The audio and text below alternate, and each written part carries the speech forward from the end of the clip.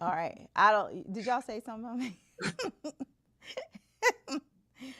Okay. All right. I believe yes, we are live. All right. Well, welcome to the show, y'all. Okay, this is our first time. This is my first time doing a show with multiple people, and these are my two favorite people. They may no, they're not the only people that I've had on my show, but they are my two favorite people because I feel like Coach Marshaun and Dr. L have the best conversations, and so you guys are in for a treat because we're going to talk about what it's like to be single, like the impacts of being single too long, and especially as we age, I feel like it is something that we have to deal with, right? The consequences of being in our own space for too long. So before we even start, can y'all hear me okay? Because I know last time you guys said that my microphone was too low. Do I sound loud enough, or do I sound really low to the folks who are listening? If you can just like say up or down, just let me know. I sound okay, Mimi? Okay, thank you. All right, well, so today, y'all, we have Dr. L and Coach Marshaun. So Coach Marshaun has been with us, been with me on my show a couple of times, so I appreciate it. Coach Marshaun, I'm going to let you introduce yourself. Perfect. So I am Coach Marshaun Olanio. I am a shift relationship strategist, and I help single Black women that are sick and tired of being single. They're sick and tired of trying to figure things out on their own, not understanding where to start. And so we take a deep dive into working on oneself ideally, before you get into your next relationship.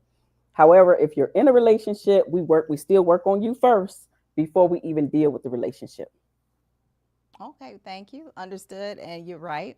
Dr. L, my favorite male guest, Dr. L, you go ahead and introduce yourself, hon. I appreciate that. That's high praise. Thank you so much. So I am Dr. L. I am a retired police officer turned life coach turned a bunch of other hats that I wear. So I'm trying to figure out this mating and dating game after being married for a number of years and then getting back out here. And when I came back out here, I'm like, what the heck happened to dating? Mm, What mm. happened? So I'm trying to figure this out. But yeah, so I started off talking to men, wanting to improve men, until the lovely ladies asked me my opinion about this, that, and the other. So here we are. So Okay, I see. She says there's a lot of single white women sick of the same thing. I hear you. Yeah, women, period. And I don't even think just women. I think men are because Dr. You're gonna represent the men, and that's why I have you. Because one thing I don't like to do, I do not like to speak for men on my platform. Like that is one thing I don't. I have raised three sons, and I still don't claim to know the ins and out of men. So Dr. You're going to provide the masculine voice. So Coach Marshawn, now you and I were talking about like, okay, you and I go live every 3 weeks, Mhm. and we were trying to come up with a topic. Now, Coach Marshawn, what is your relationship status? I am single, single, single, not mingling, no friends with benefits. I'm single, single. Okay, single. Dr. L, what is your relationship? Uh, look at all those caveats she had to put in No there. single. Listen, because people be What like, "You single, but are you situationship? dating?" And then people ask me, "Well, what's going on with the sex?" So I just single, single. I'm single, single. You got because that one word don't do it anymore. You're right. You It got to don't. It don't. bob and weave and get all this other stuff. So I am pretty much in the same situation. I am single. Blah, blah, blah. So everything is good. So what the hell was that? So, You okay, know Coach what? Wow. Marshawn is single, single. You not you just your representative is single. I am Ooh, absolutely 100%. wait, Dr. L, she already covered for you. His I'm single. representative is I'm single. single. Okay, but okay. Oh, she said it's much lower. See, they said my sound is much lower than the others, and I don't know why. Let me see. Okay, let me You turn. I'm sound gonna fine try to to. me, but go I by the order. know it sounds fine, like for us. So I don't know how to turn the gain up on the microphone. I got this $400 microphone, and there are no other buttons for me to push to turn this thing up. Can is it Kawili? Is that better or it's not better? Because if not, I'm gonna just have to speak directly into my. I can maybe speak into That's what we had to do You're last clear. time. Go back to your Yeah, iPod. speaking to the AirPods. My apologies, y'all. I have not been able to figure out why my microphone is much lower than the others. This because it's because they are using mics.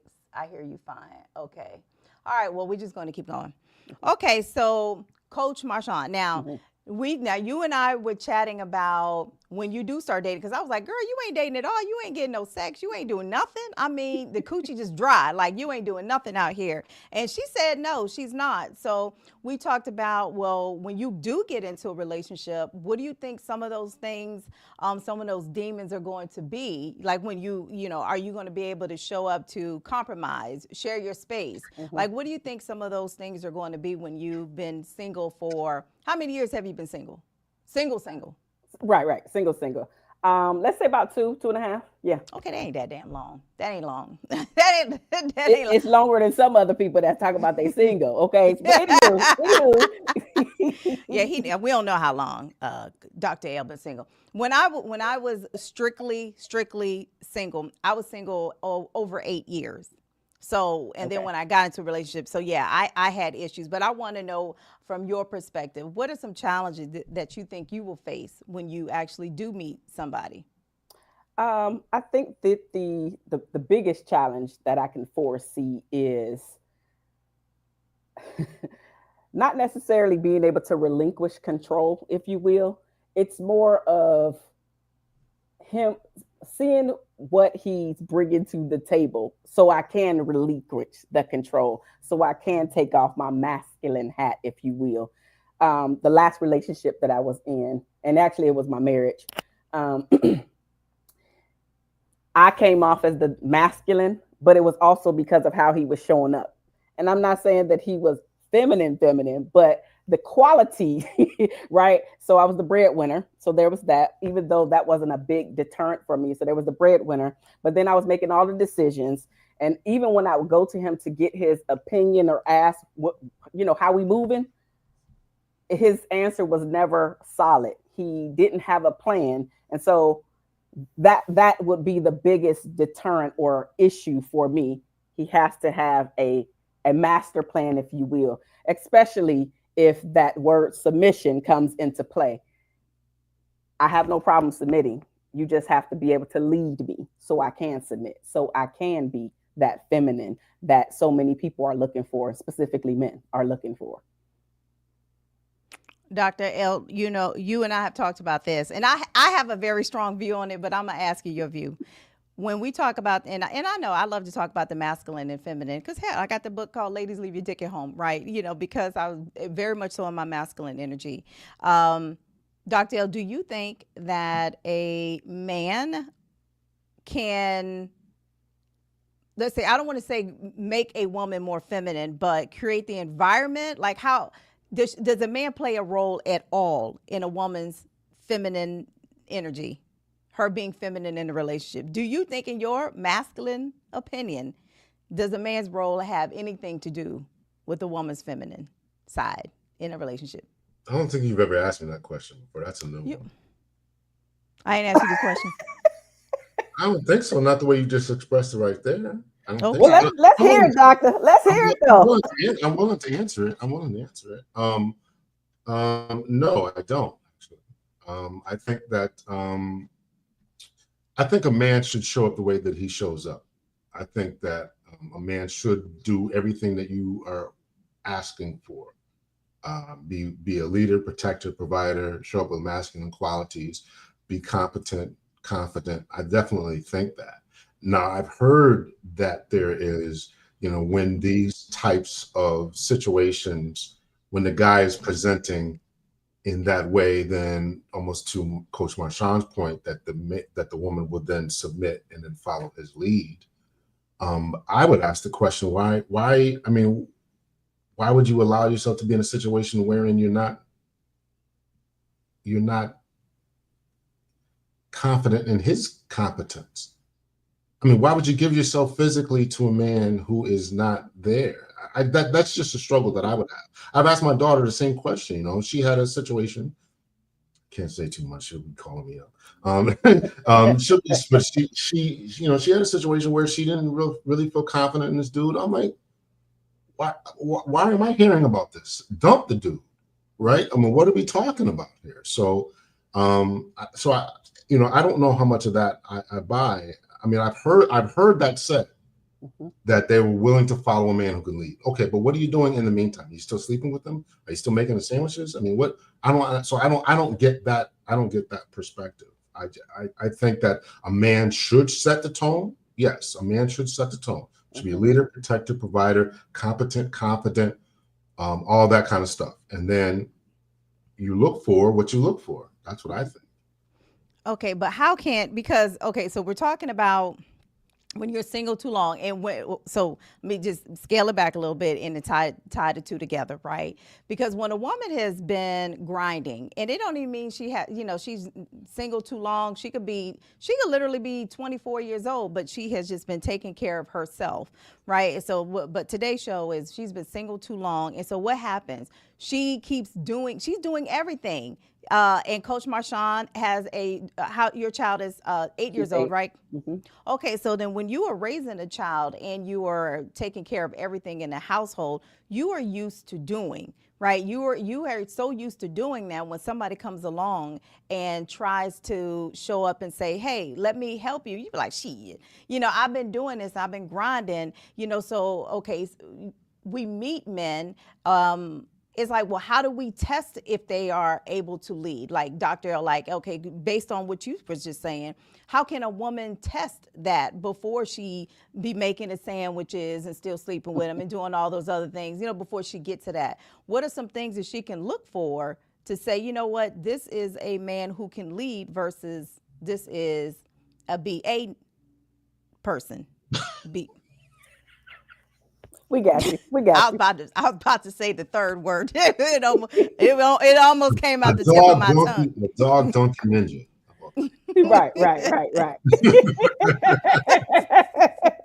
Female donkey dog ninja. Mm-hmm. Yes. Okay.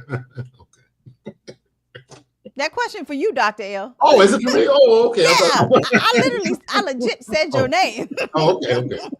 So the question is, how does a woman test to see if the man? How can she test? Yes, how can she? I think I struggle with the term test, but I think that you should be able to see certain qualities. Is he a gentleman? Does he open up car doors? Does he go to work? Does he have a job? Does he pay his bills? I mean, I think you're entitled to ask all those types of questions when in the first, few days of talking to him. When you get somebody's number, what are y'all talking about on the phone? I mean, you got to get all that information. Where do you work at? Do you have a house? Do you have an apartment? I mean, where do you live? All those types of things are tests of certain levels of competence. So those are things you should be looking for. I mean, what's his relationship like with his kids, with his mother? What do you have a baby mama? How many baby mamas do you have? These are all questions you got to ask. And so, so these questions aren't just about him and how much time you're going to get or spend with him or how much time he can give you is the baby mama question. No, you want to know, is this man responsible? Is he responsible with his seed? Or is he just going out here just spreading all over the place? That's the real question that you're asking, or at least you should be asking. Not so much how many baby mamas do you have? That's irrelevant. How responsible are you? How much of forethought do you put into what you're doing in life? You have a 401k. What kind of car do you drive?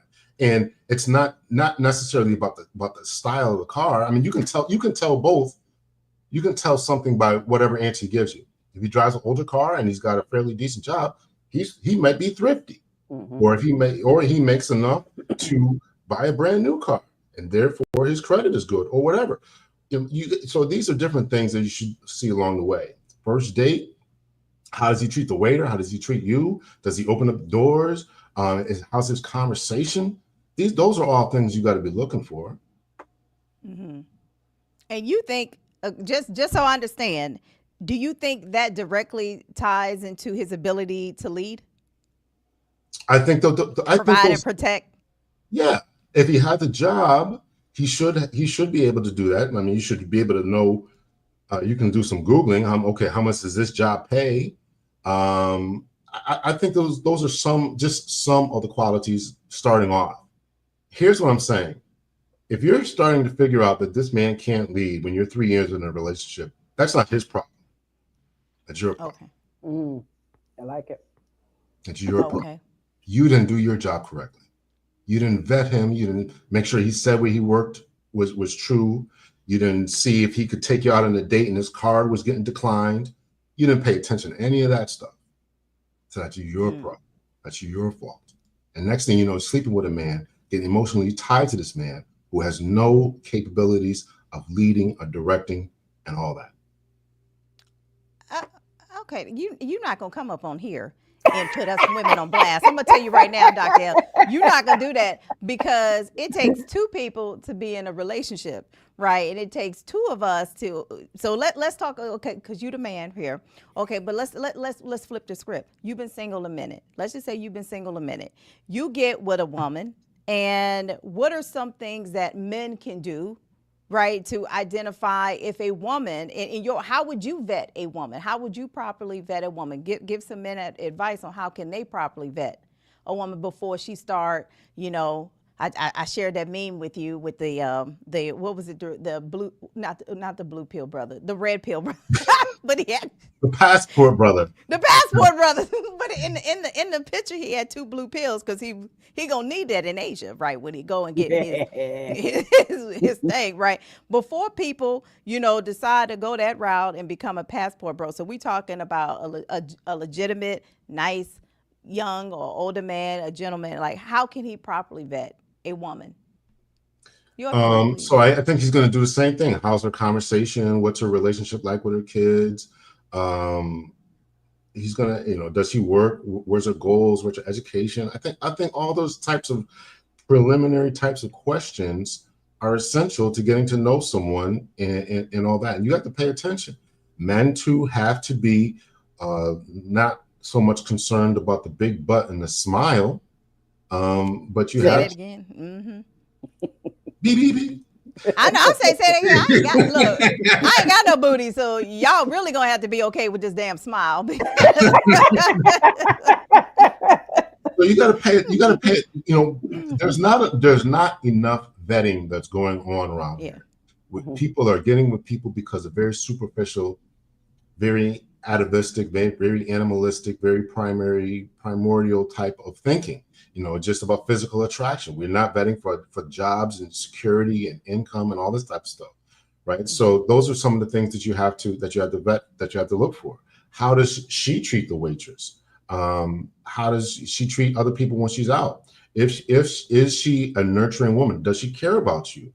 If you're let's just say, you do go to her house one day and, what's the upkeep of the house look like? Does she make you a sandwich? Does she offer water? And it depends on what you're looking for. I think the vast majority of men are looking for someone who's very nurturing. And if you're not nurturing, it's over. I mean, for me, it's over. I mean, I don't need another dude. I'm man enough. I don't need another one here. So. Nurturing because I like for a nurse wife. What's wrong with that? What do you mean? What's wrong with that? No, it's a lot wrong with that. You're looking for a provider, right? You're looking for a provider. No. Let me. Okay, hold on, Doctor. A nurse wife is somebody, a woman. Let's say me. God willing, I'm still physically healthy. A man who's looking for a nurse wife is looking for somebody to come on in, wipe his booty. Right, put his little CPAP machine on, and all that stuff that comes with taking care of somebody. And it's like, wait a minute, I didn't sign up for this. I signed up to be your wife, not your nurse, right? And so we find that a lot of men, as they get older, I'm not saying all men, but a lot of men, as they get older, they're really looking for somebody to take care of them, not necessarily be their life partner. I'm not saying all men. I'm not saying you, Dr. I understand that. And I think that, the times that we're living in is ladies, and I'm not saying you're saying this. I want to really try to say this correctly, is that ladies don't want to do the roles that our mothers and grandmothers did. Now, I advocate for men to take care of themselves, to go for walks and take care of yourself. And I advocate, I'm saying it clearly here that if you're a man and your health is not 100%, you can't do certain things, and you are looking just for someone to wipe your tail and take care of you like that, I think that's wrong, foul, and you shouldn't do that. But I also want to push back against this narrative that a lot of ladies are saying that they don't want to do those types of things because we're all going to get old. I mean, that's just that we're all going to get old, and you're going to want to take care of me the way I'm going to want to take care of you. And I find it very ironic that a lot of times the conversations, I don't want to be a nurse, I don't want to be a person, this, that, and the other, but have no problem saying to the man, you need to be a protector and provider and leader. Well, if I got a role to play, then what is your role to play? I hear that. Now I do. I do. And Coach Marshaun, I want you to weigh in on that. Like, let's say you get back, when you get Hold back on, her my back on. speaker's broken. Hold on, I think my speaker's broken because I Okay. asked the question. I didn't get the answer. Oh I no, don't I know. didn't hear it. I think because you on that hotel Wi-Fi. Okay. We know you traveling, so so we appreciate you being here. But I think you're on the hotel Wi-Fi. What was your question? I apologize, I didn't hear it. No, I was just saying, if I have a role to play as leader, protector, provider, what is the role that you or another woman would bring to the table? That's one of my questions. Okay, well, I'm gonna let Coach Marshaun answer that one. You know what? You made a lot of valid points, to be quite frank. But to answer this particular question, I would say that it really depends on the couple, right? Because I know a lot of times we are generalizing men to do this and women to do that. Across the board, everybody is not going to be set up the exact same way, meaning the couple themselves. So we have to be willing to have those deeper conversations to say, hey, these are my strong areas. These are my strong areas. And so this is how I can show up, right? And it might not be the protector per se, right? It might not be the protector or the provider per se, but these are the conversations that we need to have, because just because we talking about masculine and feminine energy, each sex has both sets of characteristics, right? So you just have to be open to have the deeper conversations with your partner so it works out for your relationship, and forget what society has to say about how you should show up as a woman, how you should show up as a man. As long as the two of you can build upon a relationship together, then I think that is something that we need to pay attention to. Dr. L, you were actually talking, that's my answer there. Does that make sense?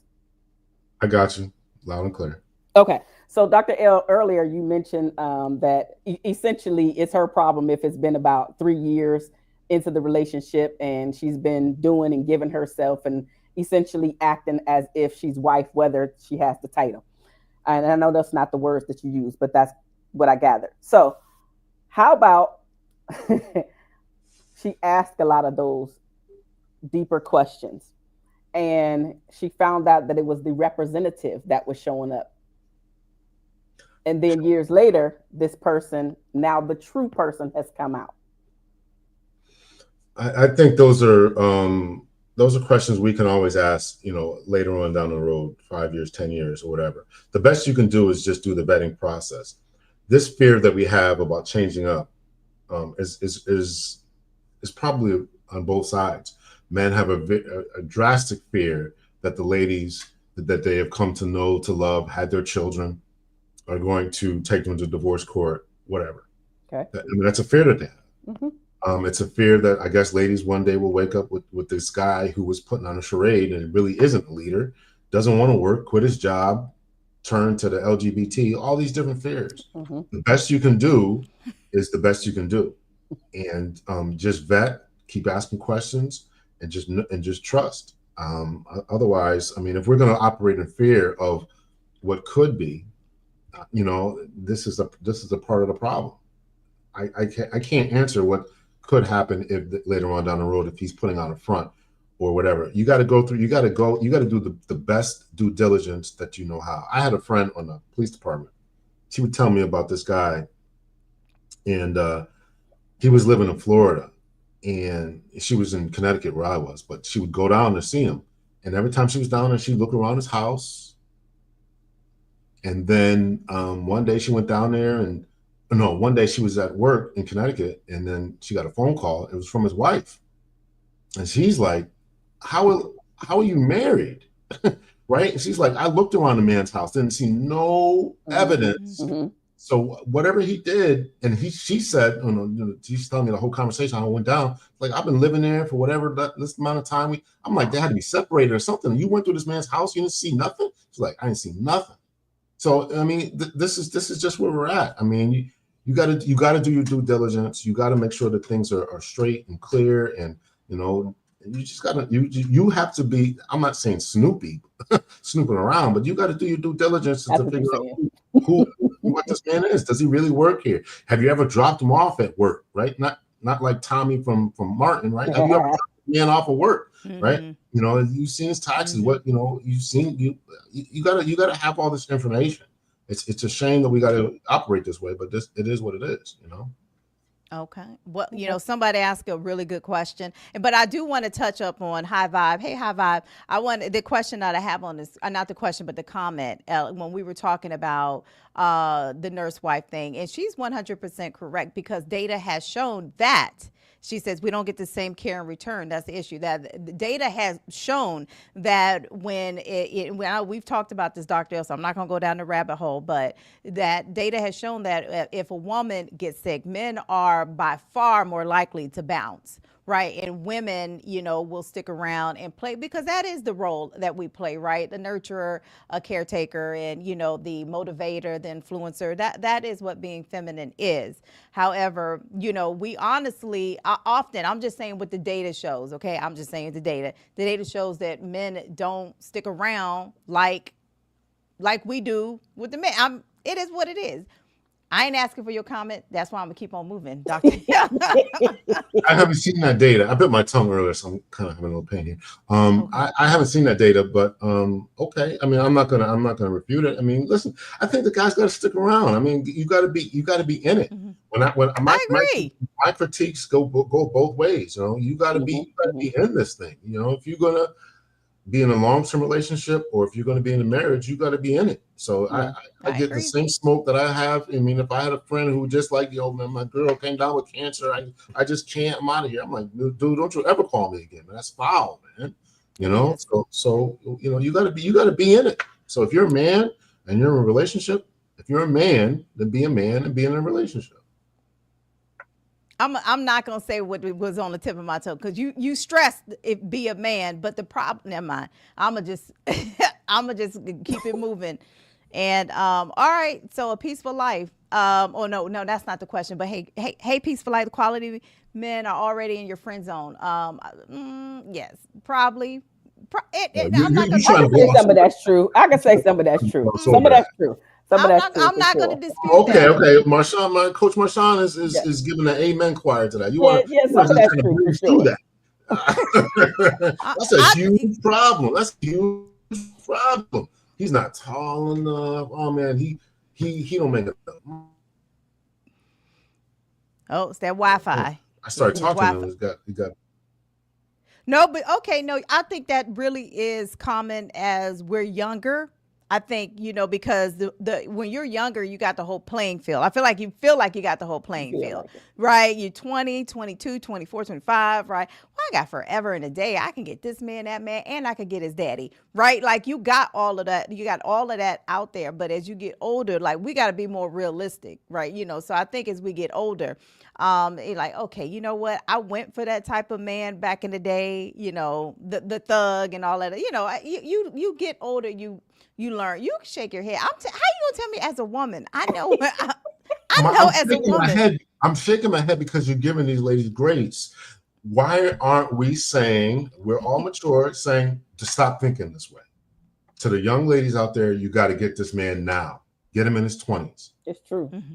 I'm not saying that that's the right thing to do, but it is what we have done. Okay, I ain't saying it's the right thing to do, but it is what we have done. This is on both sides. Y'all too. Sure. Y'all want the flat stomach and the fat ass and the perky titties.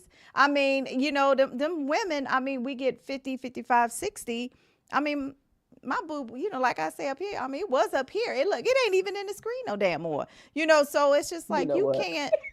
You we both of us, we have to be realistic, right? So y'all too was going for, the big button and smile too. Come on now, like don't just put it all on women that we were the only ones doing that. Y'all was doing it too. But I want to show this. Okay, Crystal Wilson. Hey girl, where do you meet quality men? Online is not working. Now, as a man, I'm gonna let you answer that, Doctor. Like, where do you, at you and your friends, if you find yourself to be a quality man, like where do you hang out? Where can Um, somebody meet a good man that's not on, or what you think about online dating too? Do both. yeah, I'm not in favor of online dating. I think that there's too much filtering that goes on, and it's creating an unrealistic standard. So I'm not a fan of online dating. I think that it's too easy just to say, oh, his beard is too long. Oh, his beard is too short. Oh, You're too low. yeah, I don't like his earlobes are attached instead of hanging. What are we? It's just too easy. It's too easy. It's So, true though. It's true. but when you get to know someone, when you sit with somebody, meet them, your pheromones start going, you have a conversation. I think you can meet people. I think you got to be outgoing. You can meet people at airport, different functions, political functions, depending on what type of man you're looking for. I know that a lot of ladies now are going to these different conventions, tech kind of conventions, looking for these tech guys that they used to blow off, right? The guys that are in the friend zone, the V don't want to talk about, and that kind of stuff, right? Those are the nerdy ones. Yeah, The nerdy the ones. The nerdy ones, nerdy right? ones. We Yeah. put them on the back burner, and we'll come over there when later on in life, when we finish having our hot girl summer, spring and fall. So I mean, I advocated for guys, maybe guys in the Top Golf or something like that. Meet them at these different spot ventures like that. Maybe during football season, go to a nice bar where the guys are doing their thing, watching the games, and just sit there with a book and just be presentable. So I think you can meet them anywhere. A lot of times grocery stores are still good. Guys, he's in there shopping, presumably. So don't be afraid to, and don't, you have to be approachable. Resting B face is not it. So you gotta, those are just some of the places and things, and it's mostly about attitude. It's really about attitude and you being present. If you see a guy that you were interested in, ain't nothing wrong with you giving him the eye. 2-second looks or whatever y'all do. I don't get those looks. I don't know how it goes. Dr. L, stop Okay, it. so Stop if a woman, and as we get older, right, we might be a little. I'm not a shy person, but I know there are some people that are, especially the old. Let's say 60 and up. Let's just say people who are a little, probably grew up being more ladylike than because I think 25. I feel like the age of the being ladylike is kind of like going down.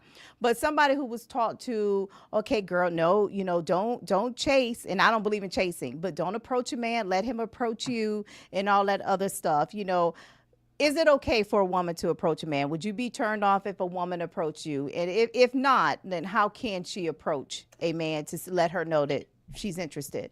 Child, Oh, approach. Please approach. Go ahead, Dr. L, but approach, like for real. No, go ahead. You got it. Go ahead. Go ahead. What we do it like. I've always had this conversation, so excuse me for being rude. Right? Was that unladylike right there? No, you're good. I'll give you a pass this time. Thank you. So here's the thing, because I had to have this conversation multiple times with clients and even friends, and I am not the afraid one to approach. What I found, because I'm not doing it right now, but what I found when I was approaching is that I went out on a lot more dates because I was approaching.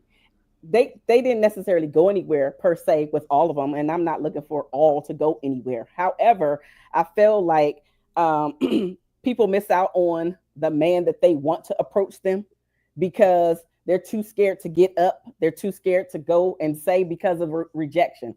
All of us get rejected. Every time that I approach, it didn't turn out where we exchanged numbers and went out. However, my numbers were significantly higher than my friends and even some family members when I did approach. because I would just go and say something simple, Mm-hmm. whether they had a nice smile or smelt good. Mm-hmm. And I obviously had to get close enough to smell them. But I like to go and give just the compliment, just to open up the door. But that's also me not Yeah. being shy. So I always Mm-hmm. advise my clients right now to approach, because you're going to Yeah. stand out even more to the men, because most women don't approach. Mm-hmm. But please let me know if I'm wrong, Dr. L. No, I think I think that I think we're living in some crazy times as far as the whole approach conversation. Guys don't know when they can. You know, the whole Me Yeah. Too movement. Don't Mm. Miles put in there, meet people at the gym. We don't know when we can and cannot approach you. And there's videos out here saying don't approach us in the grocery store. I'm shopping. Don't approach me in the parking lot. Really? You sound like you look creepy. I've seen them. Yeah. So it's so I think I don't know how much I would say about how flirtatious you want to get, but I certainly think that eye contact, or at least asking a question, or you got an interesting name, or if you hear somebody their name getting announced at Starbucks or something like that, just something to let them know it's okay to talk to me, because I think, and it's unfortunate what I'm about to say, because I think that a lot of guys have just been beaten down by the Me Too movement and by these other things that are going on, where they don't know that it's okay to approach. You sit in Mm-hmm. at your jobs. You've been to sexual harassment training, right? Can I talk to this woman or not? Mm. I don't know. I don't know what I can do. And guys are in a state of confusion, and so that makes the men seem weak. Oh, real man would talk to me. A real man would be approaching, but a real man don't want to get arrested and harassed and Mm-hmm. kicked out of a store and kicked out of a gym because he wants to have a conversation because he finds you attractive. So Mm-hmm. so I think that this is just the time that we're living in. It's a difficult time. No, So you're right. And I know Crystal Wilson, I agree with this comment wholeheartedly. People are checked out. Mm. And, Mhm. yes, and I talk about this as well. Like, you might see somebody attractive and, everybody's on their phone and nobody's paying attention. So yes, part of being approachable is to put the daggone phone down, I'm right? sorry, I And wasn't pay. what? Go Okay, ahead. you know what, Doctor? I'm about to exit you. I'm remove from this space. No, but I do see it, like, and I watch people because I like to watch people, right? And I watch them, and it's like, okay, I will even be looking, and I'd love to, like, I'm like you, Coach Marshaun. I love to give compliments. I will give any and every women, men. Mhm, If you look mhm, good, mhm. you smell good, whatever, I'm gonna give you a compliment. You doing it? I have given, like, girl, just a random older white guy jogging one day. I was like, ooh, your body look good, and he looked good for somebody probably 65 years old, and he was like, oh, he almost ran into a tree, But the thing is, like, I do believe that, but in order to see people, you do got to put your daggone phone down, Mhm. okay? And that is a huge part of being approachable. Yes, and the resting bee face, Can you yes. I don't know if you can take a poll. I mean, I'd like to know if the ladies want to be approached. I don't know how many people are watching, but do the ladies want to be approached? They We feel have comfortable doing that? 92 people on, Okay. and if the ladies, I mean, do you, well, y'all go ahead. I don't know if I could do a poll, but y'all go ahead and leave comments if it's, do you still prefer to be approached, and are you okay with approaching? Let me see if I could do it on my side. Okay, well, I see they saying yes. So I'm assuming the yes is for y'all are good with being approached. I want to be approached. So they are saying they do want to be approached. So it's like, how what would how would you know, Dr. L, that it's okay for you to approach? What is a green light in your eyes? And yeah, and I know you can't speak for all men across the world, okay, but if you're a man in the comments, leave a comment. Like, what is a green light, for you guys to know that it's okay to approach me? Um, that's a good question. I would look for eye contact. Um, yeah. Sometimes I would just do it. I mean, maybe I didn't catch eye contact.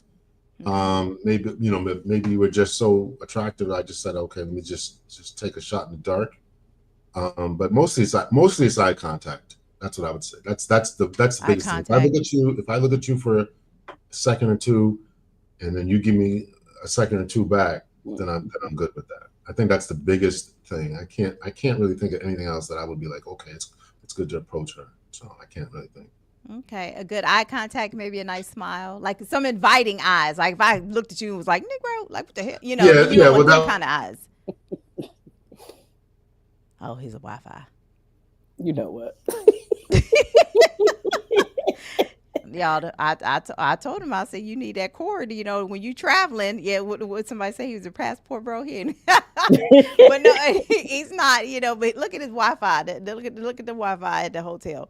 Okay, so, you know, I do coach Marshaun. I agree with you until he comes back to planet Earth on our YouTube channel. Right. Oh, you back. I'm You sorry. back. I'm sorry. I'm It's gonna try okay. to. We I should have understand. I boosted up. know. I know it's the you know, we know it's the the Wi-Fi. Okay, so it is having the inviting eyes, the not just the eye contact, but the inviting eyes. Now, on the flip side, are you okay? You know, because some of us have been single a very long time, and we got to dust our shoulders off and get back out here. Are you okay with? Because I do have I have a controversial question, kind of controversial. So I'm gonna ask it after this in a second. But firstly, are you okay with women approaching you?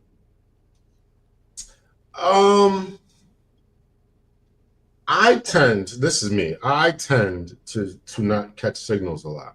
So if you come up to me starting a conversation, I'm like, oh, she just wanted a conversation. Then I'll be like, wait a minute. I mean, so sometimes I just don't catch signals. Okay. But I mean, I probably would not prefer overly flirtatious because I think that would just be a turnoff. But if it's something very, very subtle, then I don't mind it. Because, you know, I'm speaking about this, you know, not knowing what I recognize that it may come off as less masculine, but guys just don't know a lot of times. We just don't know. And if I'm missing signals, I'm just missing, right? And I know that other guys too, they just don't catch signals, and couple that with not only missing signals, but just being apprehensive about this environment that we're in. Okay. I know Miles said that men don't care, that an approach would surprise most. I mean, that kind of backs up what you said, that you probably wouldn't even notice it. So it is fine for women to approach, but not be like, you want this booty tonight? Not like that, Lord, but that's it's too more much. so, hey, you know, I really like you have a nice soft beard. It would be like, you have a nice soft beard. Oh, it looks soft. Not like, oh, I wonder what that feels like between my thighs. Right? It's But you know not what? that flirting. It's just But a that's not. Listen, that's not. Listen, Papa Smurf. I've had ladies say that to me. Oh, this is a nice beard, or whatever. You know, start a conversation. Okay, well, let me know this because I'm gonna go get it from my husband. Wait a minute. We just They had gonna this. get the beard for the. Okay, you done skipped the line because I'm saying the beard product. We beard have product. Oh, okay. we have a conversation about what I do to my beard, keep it, whatever. And then yes, I just kind of skip over some stuff. And next thing you know, I got a husband at home or my boyfriend or whatever. So that's what I'm saying. Guys, sometimes you think this is why she's saying this, and next thing you know, it's that. One time I was in a grocery store and we were talking about something. We were having, it was like a minute, two. I'm like, okay, I'm going to get this girl's number. Next thing you know, her boyfriend comes around the corner. Okay, so we don't know a lot of times. We don't know. Well, now, okay, a Peaceful Life said if y'all not attracted, don't matter what she does. Like, but can y'all at least okay, that's fine because I've had all kinds of men approach me, right? I was at the car wash and he was like, can I put some tire shine on your car? He was like 83 years old, okay? And if you look in the camera, I don't look 83 years old. And I was like, oh, no. I said, no. I said, I'm tired. I said, you don't have to do that. I appreciate that. And I'm respectful. I am always respectful. So can I please ask to the men, like it takes, period. It takes a lot of guts for people to approach anybody. So can we please be respectful if you're not interested? Let's not be nasty. Let's be kind. Okay? Can we at least agree on that? What you about to say? No, I'm listening. Go ahead. I'm listening. Okay, good. Okay.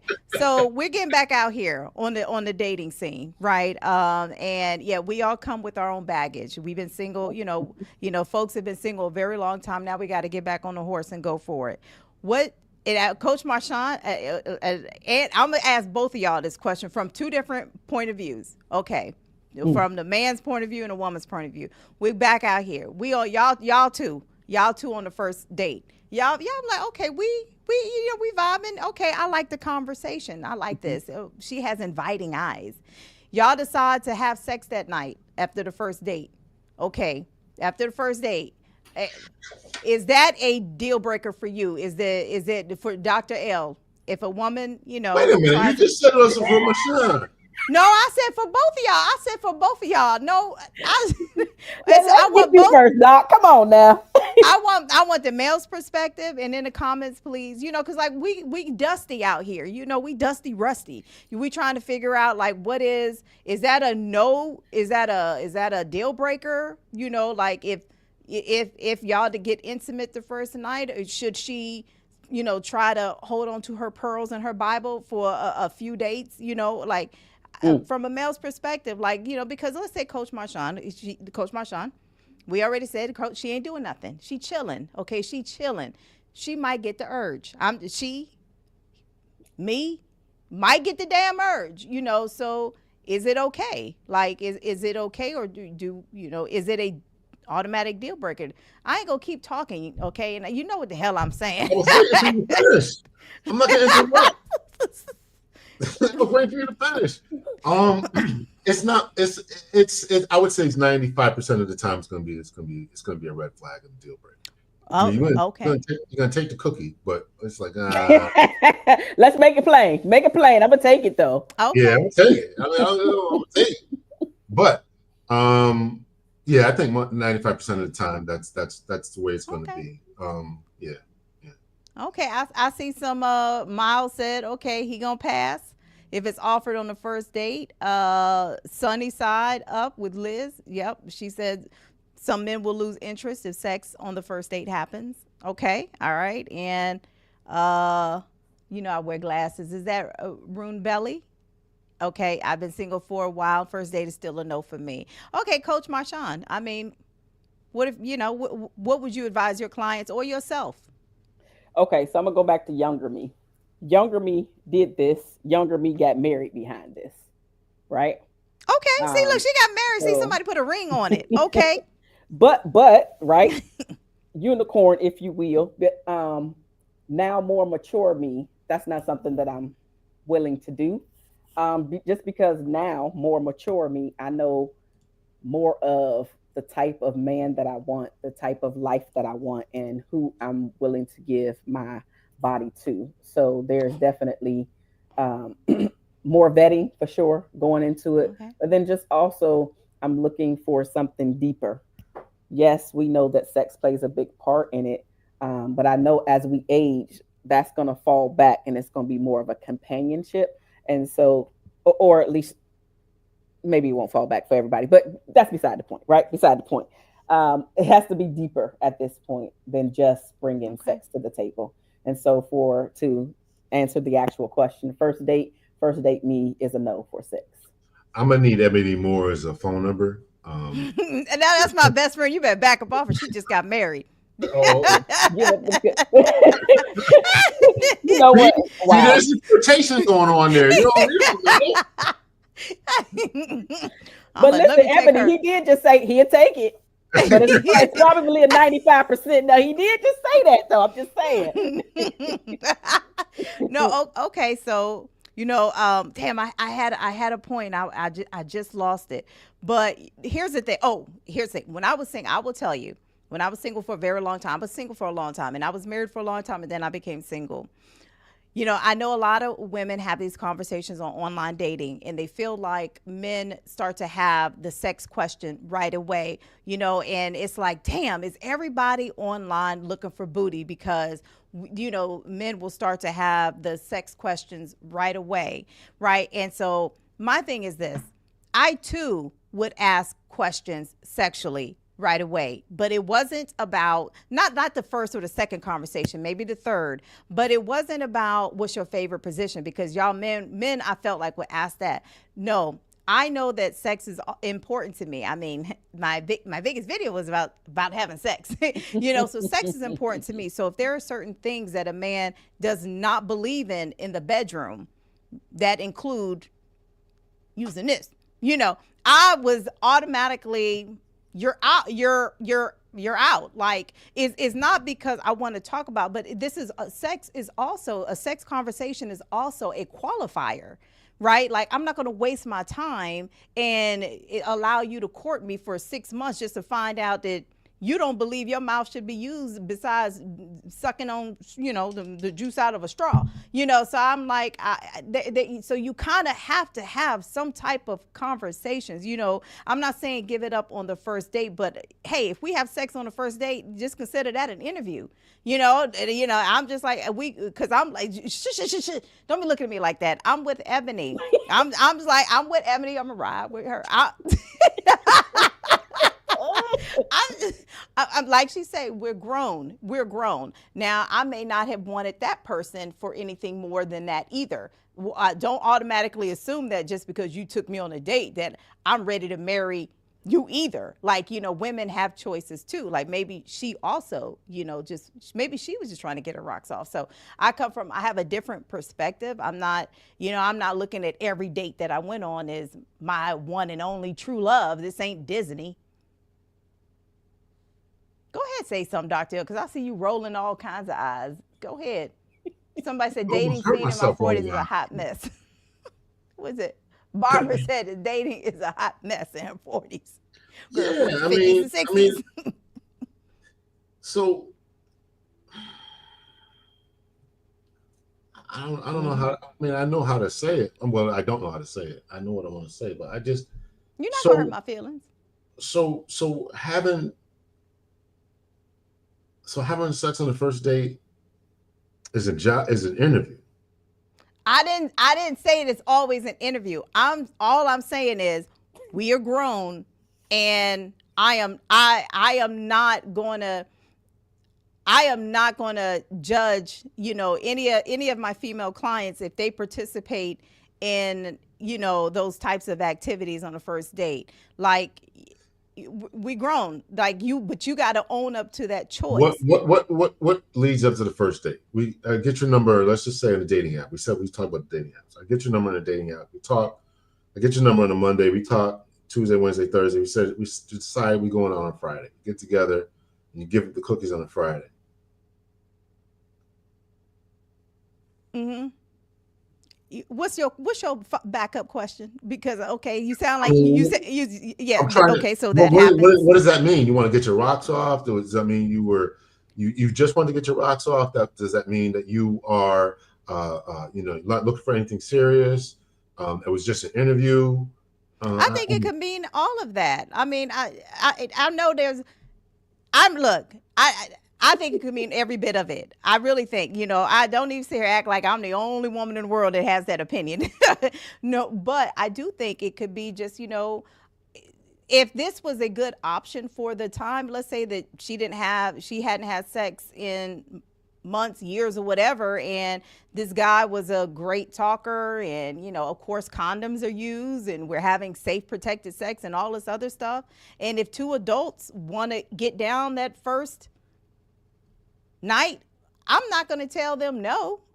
I'm not going to sit there and throw holy water on them. I mean, it is what it is. Like, people have to make the choice for them. I'm not here to judge anybody. But they're making poor decisions and poor choices. You don't think those are poor decisions and poor choices? I'm not saying they're good or bad. I'm just saying they have to make the decisions for themselves, period. So, do you think, and I'm curious to know what the audience thinks as well, that sex has deeper meaning? Sex, there's consequences to sex. There's consequences to it.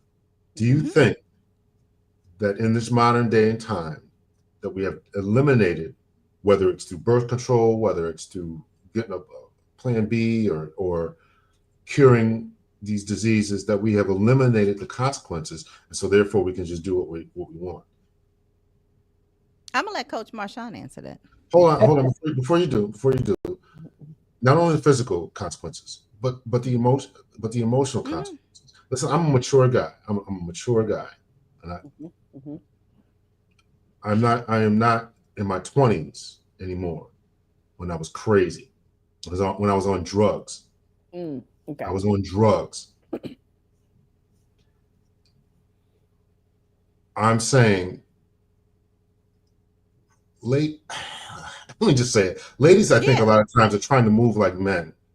I knew you were going to say and that. That is causing catastrophic problems because there's emotional, not only are the physical ramifications, but there are emotional complications to this that I think that are just being glossed over. And trying to do that and then entering into these spaces and then taking that trauma because he ghosted you, because you don't hear from him again, or because whatever, and then trying to get with someone in a serious relationship, there's consequences to this. Go ahead. Okay, so listening to both of you speak, I feel like there is a little bit of a disconnect that both of you are kind of talking about a little bit of a different thing. So to address what V was saying, I think that it really depends on where the person is, right? If she's just, you know what, I have been single too long, so I'm gonna get mine, essentially. That might play into what you're talking about, women moving like men, Dr. L. So that's where she's at. You're not going to demonize her, right, for being where she's at. Just understand, like Dr. L is saying, I think that the conversation needs to be had that own up to what's coming after that, right? Take accountability for what's going to happen, for your choices that you're making. But yes, to answer your question specifically, does it have a deeper meaning? Sex to me has a deeper meaning. I think that a lot of times when we're throwing in sex too soon, it closes our eyes. And what I mean by that is to all of the things that we should be paying attention to, whether it's the red flags, right? Is he walking in his masculine? Is he telling the truth? Is she telling the truth? Are you having these deeper conversations? Most of the time when sex is introduced too soon, that's all it is. That's all it stays as. So most people don't get to the deeper once sex is introduced too soon. And I think that a lot of us are playing a dangerous game by introducing sex too soon. And I was a part of that group, which is why I see things differently the more mature that I am, because there was a lot of consequences and things that I had to own up to because of the choices that I made that I no longer want to do, right? So I'm learning from the lessons that I actually learned before, so I'm not repeating the same behaviors. And that's what I advise my clients with, for sure. Like, yes, if you're in the stage to say, I just want to go get mine, you know that something else can come from that. You know that something else can come. Go ahead, Doc. So what I struggle with is this idea that we don't want to judge people for doing whatever. And I think that has been the downfall of the Black community. We have left shame in the dust. We don't want to talk about it. We don't want to, it's okay. We don't want to degrade it. And listen, I wanted people run around feeling bad about themselves and hiding and all this kind of stuff. But listen, we got kids growing up and 20-year-olds doing making the same mistakes we made in our 20s. But at what point are we going to say, do something different? I told my son something different. The mistakes I made, I don't want to see him make those mistakes. So at what point are we collectively going to say, no, you shouldn't do this? Forget about what the sexual revolution says. Forget about what modern day feminism says. Forget about all that. Here are the ramifications of it. You're going to feel bad the next day. You could get pregnant. You can catch emotions.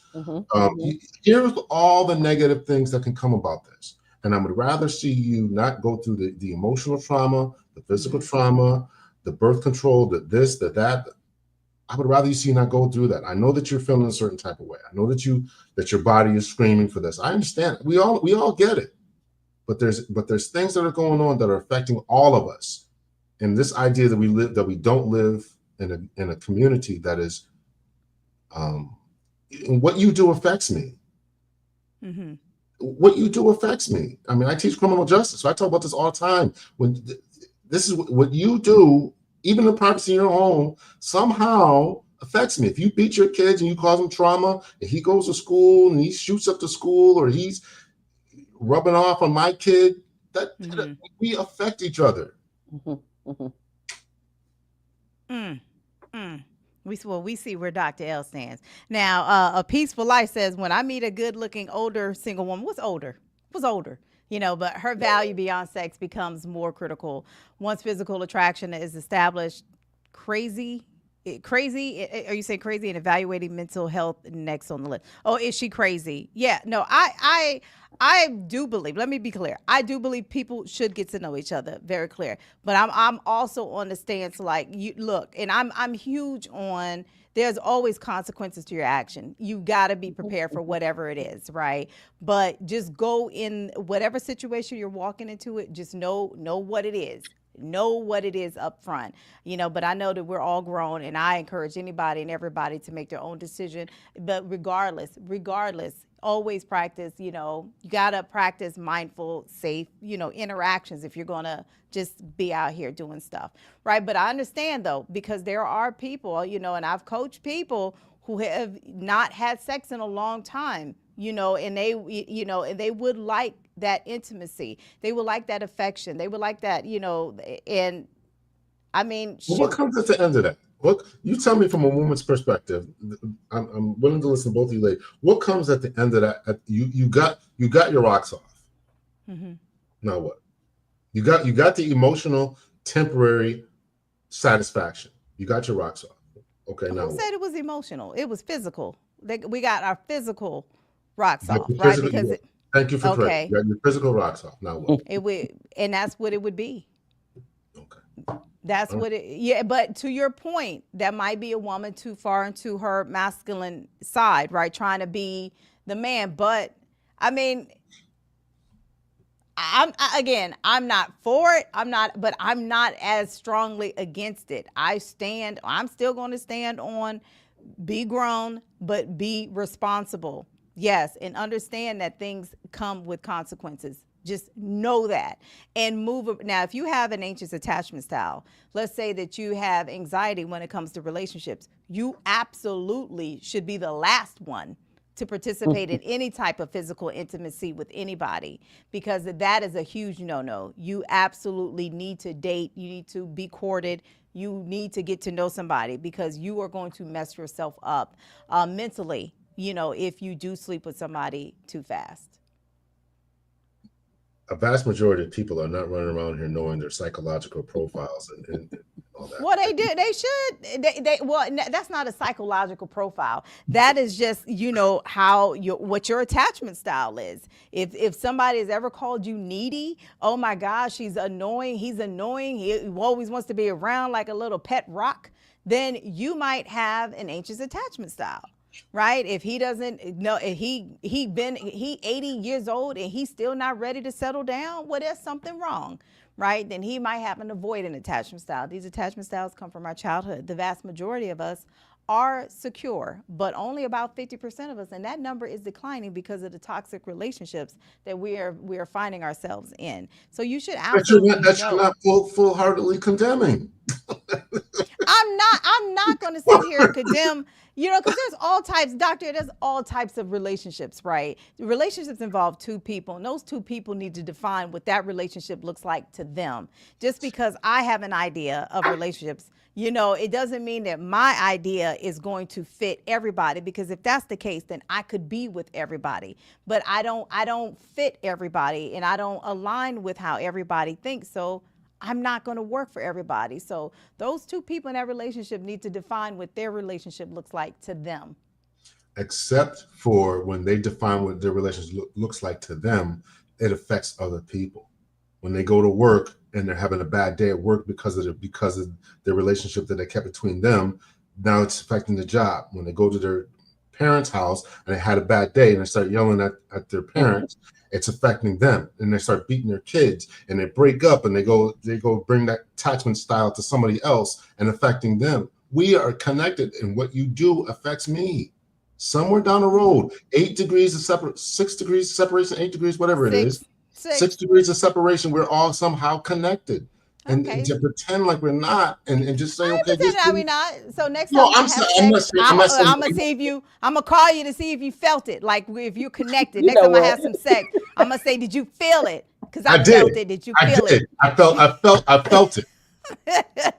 You don't even know what that was. But next time I participate in it, you're gonna be the first person I roll over and call. Okay. You do that. My gosh. Okay, so do we out. So we out here. You know, we'll continue the conversation. So we out here. You've been single a long time. Okay, so Coach Marshaun, since you know when you do start dating again, what do you think you're going to be actually looking for in let's say will you be looking for an actual relationship, and what are some of the things that's going to be important to you when you're evaluating potential partners? Because you've been single a long time, you've been out of the dating game for a minute, even though let's imagine that it's not 2 years, it's 15 years, because there are people who've been single a very long time. You know, do you think that your green flag and your red flag picker, do you think they're going to work well? Like, how are you going to be evaluating people? So you're talking about me personally, right? Me personally. Yeah, Okay, and then perfect. yeah, for any woman, I'm gonna ask you to speak from a woman's perspective. Okay. So I think that it really just depends on what the person is doing in their single time, right? Because us just being single and not evaluating, not reflecting, not thinking about the lessons, right? That we've learned, all of the things that the other party that you're no longer with, the ex, was telling you about yourself, the things that they didn't like. Those are some of the things that we should be working on during our time of singleness. So we're preparing ourselves to be in a better situation in order to attract a better mate. So me personally, I don't think that I'm going to have a huge issue getting back out into the dating game, because some of the things that slip through the cracks, if you will, that I'm saying, you know what, this was the part that I played in the demise of my own relationship. And I no longer want to play that part anymore. So I'm currently working on those specific things, because I don't think that you can be single too long. I think it's what you're doing in your singleness to prepare yourself to be ready the next time around. So that's what I'm personally doing, and that's what I highly encourage people to do. I do want to back up and say that what Dr. L was saying specifically, I don't think a lot of people know their attachment styles, and I think that is one of the issues for sure. That we do need to learn our attachment style, and even if it's not the terminology attachment style, you know how you're showing up and or have heard how you're showing up from your ex, the things that he didn't like about you. And so now, if this is your first time hearing about their attachment style, do some research on them, right? So you can learn more about yourself and how you're showing up and why maybe your relationship and or marriage didn't work out.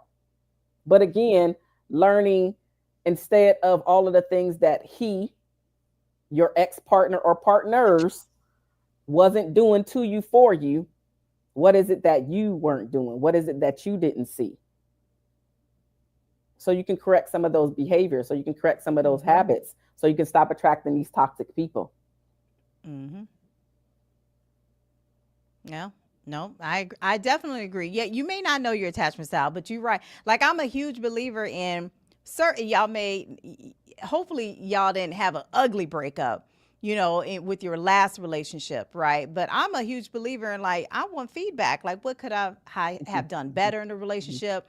What was the main complaint about me? Because those are things, especially like I do, like when I look at hotel reviews or Airbnb reviews, if two people all it takes two people. Y'all say the same comment. I believe it about that hotel. And I'm going back to reviews to 2016, right? I'm reading them. I want to see what people say, like, oh, somebody saw a rat outside. Two people saw a rat outside. Then there's some rats outside, right? And so if two people, if I ask, I've been in a relationship and two people have said the same thing about me, then, I'm going to believe it. And clearly, I need to work on it. Right. And so maybe you don't know your attachment style, but you know damn well what people have been complaining about you about. So to your point, Coach Marshaun, in your singlehoodness, right, you absolutely should be working on becoming the best version of you.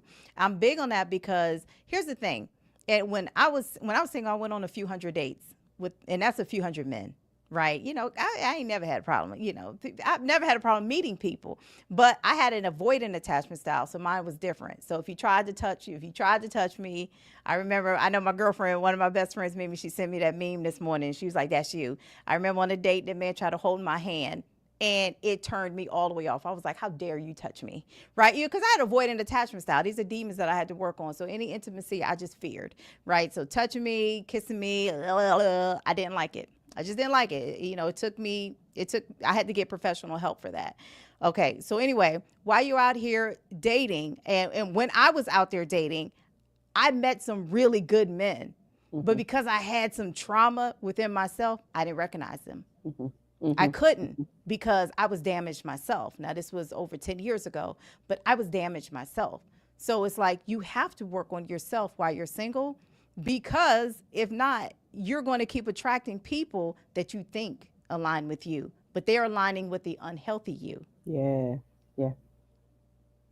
So that's why I coach Dr. L. Okay. That's why you should know your side, because we're connected, right? We're connected, boo. So we got to know, so we got to know these things. I'm just saying. Okay. Yeah, I know you want to say something. Go ahead, say something, Dr. L. I'm just taking it all in. I agree with what you all are saying. You guys gave some good advice. Get to know yourself. Somebody put in here, we've been talking about attachment styles, blind spots, and knowing yourself. I'm just not convinced that people are that astute. I'm just not convinced. I'm just not convinced that people, because you can learn, somebody can tell you something about your, what they didn't like about you, and you had an argument with you. Well, you was a jerk anyway. Well, I only did this because of it. So you're not really seeing yourself. So I think that feedback is important. Maybe sitting under a coach or going to therapy or whatever is important. They can give you different tests and stuff like that. But everybody can't afford that. Everybody don't have time for that. So I think that a lot of this, I think it's good stuff that you guys have given. But I just think that, unfortunately, life is sometimes more complicated than that. And, sometimes we forget, if I've been out the game for a little while, what we're talking about, maybe somebody told me something 2 years ago. I don't remember that anymore. Or I think I worked on it, but meanwhile, it's still there. So there's relationships are complex. Okay. Well, I want to ask both of you a question. And then, we can wrap it up, but, let me see, how can I ask it? How important do you think, let me just say, do you think, and I'll start with you, Coach Marshaun. You're going to start with her this time. Okay. Yeah, I'm going to start with her. Yes. Ladies first. Y'all both so shady. Like, because Coach, like, men are quick to say a couple of things. And Dr. You probably done said it to a woman before, but men are quick to say, oh, she's single, something must be wrong with her, right? Oh, she crazy. She been single a long time. She must be crazy. Like, something wrong with her.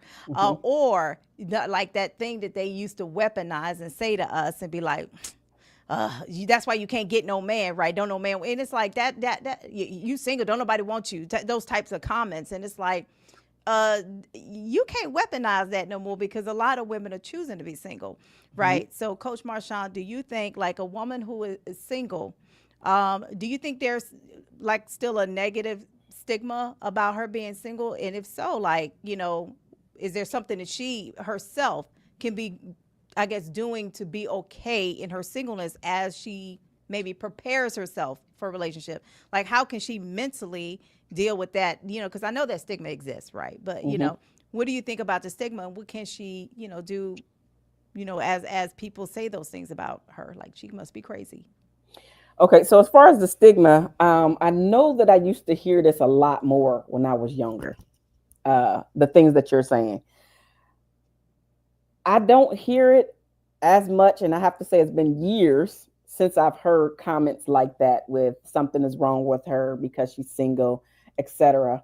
As you just stated, a lot of us, a lot of women in particular, and I don't care the ethnicity, a lot of women are choosing to be single because of Mm-hmm. just the trauma. It's just a lot of drama that comes with being in a relationship for most people. And I think a lot of that has to do with our inner work and our demons, as you say, V, that we haven't dealt with.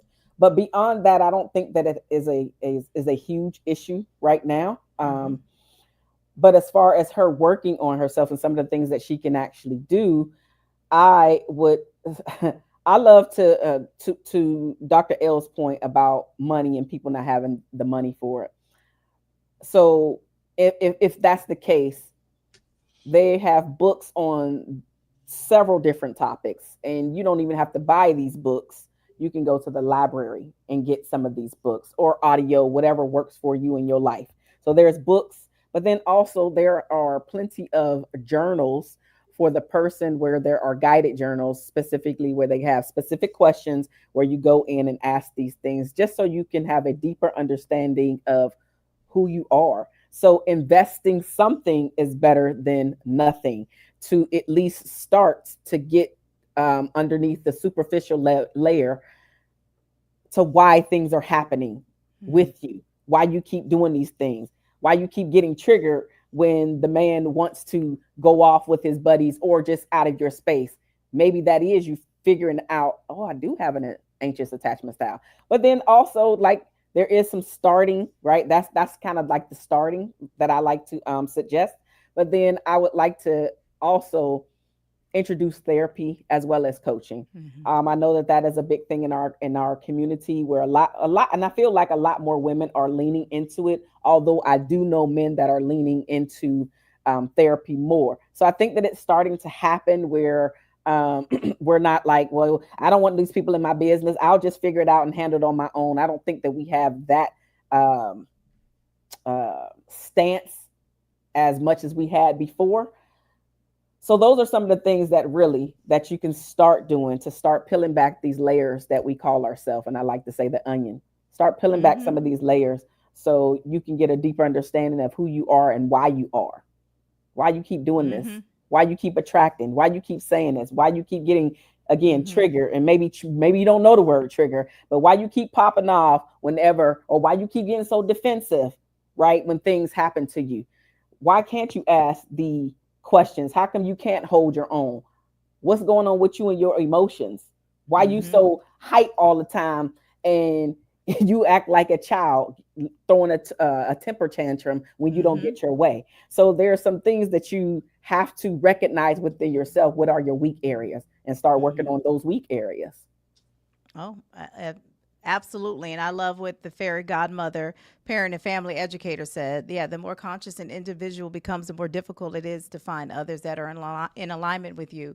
I do. Yeah, I do believe. I agree with that. I agree. Like, yes, the more, because the more you are self aware of your stuff, like once you start elevating yourself. I mean, it's so many people that are out here not working on themselves. So Hmm. it's a whole lot of them out here, right? Hmm. And when you out here not working on yourself, and you got all these demons, you got a lot more options. There are fewer. It's true. There are fewer people out here with the growth mindset that are working on themselves, and I done healed from them demons. So yeah, it is true, right? It is true. And but there are people out here like that, though. I want to be very clear. Yes. There are people out here that you keep working on yourself, you level up so much that your energy, becomes this stable, loving, attractive energy. You will attract people along that. Yeah. So I'm huge into that. But Dr. L, you and I guess the same question, but I don't even remember the question really. But I'm gonna just say Dr. L. So I think the question was, is it a stigma to be this way? I think that was the Oh question. yeah, to be single and well, from a man's perspective, like because do you think more men are looking for? Let me ask you a different one. Do you think more men are looking for relationships than women as we Yes get and no. older? Yes and Okay, no. Yes and no. I think that they want relationships, but I think unfortunately the quality of women has gone down. So therefore they're I saying, know you ain't just say that up on my show. I think it's true. But wait, can you clarify what I'm is the quality of woman? Before you start going ham, V, what's the quality of woman?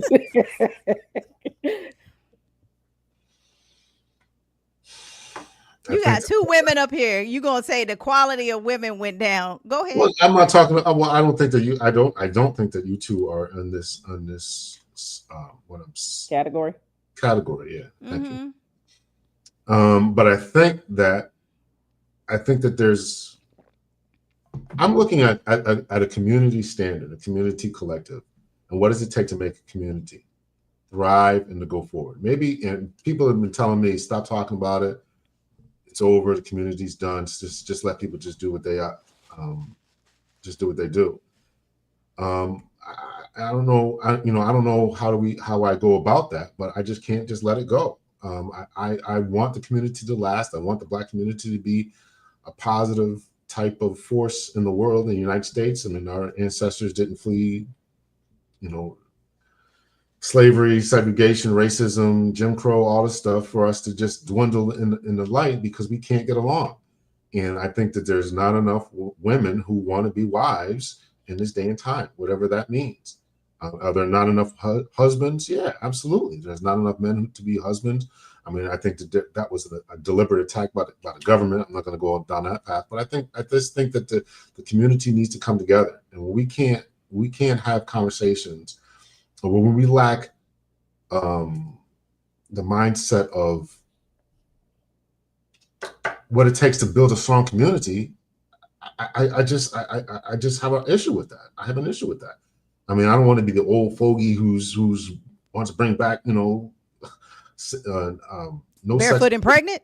Yeah, no sex before marriage and all that. But this has been a real problem for the African American community, in particular. It's been a real problem because it's not just okay, we're just having sex, but it's we got a baby mama issue, we got a baby daddy issue, we got child support issues, we got trauma issues. So that's why I'm saying I'm really not approved. I'm really not. But we know collectively from all the rates that I'm sure that you all have investigated, our prison rates, our unemployment rates, our STD rates, it's all linked to this casual sex that we got going on. Okay. So we back on the sex. But you asked me. Okay. But But no, okay, doctor. The question was, about the stigma. I don't think that's a stigma, but eventually was when I said that just you asked me about the men, men and women are there enough or something like that, right? And I said there's not enough quality women. Yes and no to the question of about men. I can't remember what you said, but Wanted to be married. You said there's not enough do they women who want to be wild. Okay. Do they want to be married? I mean, do the men want to be married? Yes. I think the vast majority of men want a wife. They want a good woman who knows how to be a woman, who knows her place, just like a guy should know his place. I'm not talking about barefoot and pregnant. I'm not talking about that. I'm talking about supportive. I'm talking about knowing how to treat your man. I'm talking about knowing how to talk to your man. That's what I'm saying about a place. That's what I mean. I'm not talking about, you work, you do whatever you want. I'm not saying that. But I'm saying because we have gotten away from that, look what the damage has been to our community. That's what I'm saying. I do not, I want to be clear. I do not disagree with you whatsoever. I come from a 2-parent household. I say it all the time. My parents are still happily married after 52 years. And so I am very, very grateful. Like I tell men when they were trying to date me, I don't come with any daddy issues. So don't bring that bullshit up over here. I know what love is. I've seen it all my life. But these men with daddy issues, Yep. have daddy issues or mommy issues, whatever, parental issues, because their parents were dysfunctional because they grew up in dysfunctional homes, and they raised dysfunctional children. So then again, you run into them, or Coach Marshaun runs into them, or I run into a woman, because and it's all a result of all the trauma and garbage that we haven't gotten healed from, therapy from, I agree. and dealt with. That's why I'm addressing it. So No, and now I agree. we got a situation where there's a lot of men going, whatever they're doing, passport bros, whatever, just taking it, because the only reason men are taking sex on the first night is because women are giving it up. Okay, yeah. Okay, but okay. I'm not. I think that's a whole nother show, because I do not disagree with the whole. Yes, it's all cyclical. Right. All of it is right. What we saw our parents do, we tend to repeat. So if a woman grew up in a household with, without the love of her father, and then she gets with somebody where a young man, and he didn't have the guidance of a father, and then he doesn't know how to leave, because I get it. It's all cyclical. We do have that problem in our community. We are the least likely Black Americans are the least likely to get married. Right. And that is why we are missing out on generational wealth as well, because the greatest avenue to wealth is through marriage, right? And that has been proven time and time and time again. I do a whole speech on love and marriage, right? Because I am a speaker and I do that, right? So, but okay, I don't want to talk all about that, because I feel like that is a whole other show. I am pro marriage. Like I said, I've seen it all my life. Right. But I do want to address the comment, what you just said about, because you ain't gonna just come up here and put the women down. Like the women. Yes. Okay. I put men down too. Come on. Okay. But I know. But I'm going to just say this, but there's not enough women out. The quality of women. What do you say? Yeah. The quality of women have gone down. Okay. So do you think, because I'm a woman, do you think that we women feel the same way about these men? No, I know you do. I'm about to say, I know you don't. I'm about to. I know you think that, and you know what? I agree with you. I don't think there's enough quality. I don't think there's not enough quality. There's not enough quality men, because there was a sabotaging effect that went on to the men, and women, unfortunately, have grabbed onto that, and continue. Not you two. I'm speaking in generalities. That women have grabbed onto that and said, hey, we got our education, we got this, we got that, we got more houses than you all now. Our education levels are higher. Not much, if I may say that, but it's higher. And so now it's a celebratory type of tone, instead of, why don't we reach back and help these brothers become the best version of themselves? Okay, how do we, because I do believe, and Coach Marshaun, I want you to chime in too, because I do believe that we do have a problem, right? When it comes to people just don't want to get married. It's just a piece of paper. And y'all, I'm telling you, when it comes to finances, you can call that piece of paper your bank statement, because it does absolutely impact your financial household. Two incomes going to be better than one. And if you get with a good man who knows how to lead, and a good woman who knows how to be that influence, because women are powerful. Y'all, we are powerful when you step into your powerful being, because there's nothing like a good man with a good woman by his side. There's nothing that man cannot accomplish without a strong woman, with an intelligent, motivating, and influential woman by his side. And yes, the two go hand in hand. But okay, so when we're talking about these relationships and dating, like, well, what can women, Coach Marshaun, Dr. L, like, well, how can we support each other then, so that, you guys see that there are great women out here? Because I know there's a lot of great women commenting right here. Coach Marshaun's a great woman. I'm a great woman, right? What are some of the things that we can do to connect with each other so that we can identify the good men as well? Like, we do want connection. Ultimately, that's what we want. Like, okay, what are some of the things that we aren't, and I don't want the conversation to go 2 hours, but what are maybe some things you can leave us with to say, okay, well, what can we do then? If you're thinking that the quality of women have gone down, like, I know it ain't because of the coochie on the first night. It's something else. What is it? You're asking me or Coach Marshaun? I'm asking Coach Marshaun. You can answer. What's the quality? What happened to the quality of men? Okay, who are you asking, Coach Marshaun? Both of y'all, both whoever wants Yeah. who's ever ready to answer first. Okay. Coach Marshaun, you're answering for the quality, the men, the decline in the quality of men. Mhm. What is going on with that? You're and Dr. L, the quality of women. You're answering the just because we like last name first said we don't want your blood pressure to go. I don't want your blood pressure to go up, You know and what? you in a hot seat with two women, and you done said women, the quality of women has gone down. So what is it? What is it? And what can we do? Okay, so because I think we about to keep waiting for each other. So She said it specifically. She was talking to you that time. So go ahead. Go ahead. Go ahead. fine. Okay.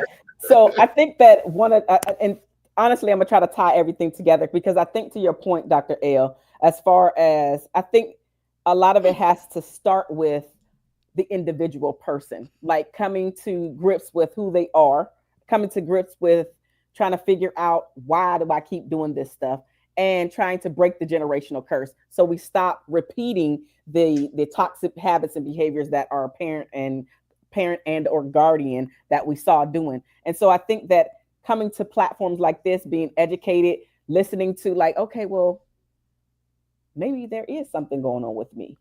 Based off of just listening to the conversation, maybe I didn't even think that this was a conversation for me, but I'm getting something out of it. So now, because we are planting the seed and others that are having real conversations, planting the seed in the people's head, now we can start doing something, or excuse me, the people that hear this can start doing something with the seeds that have been planted.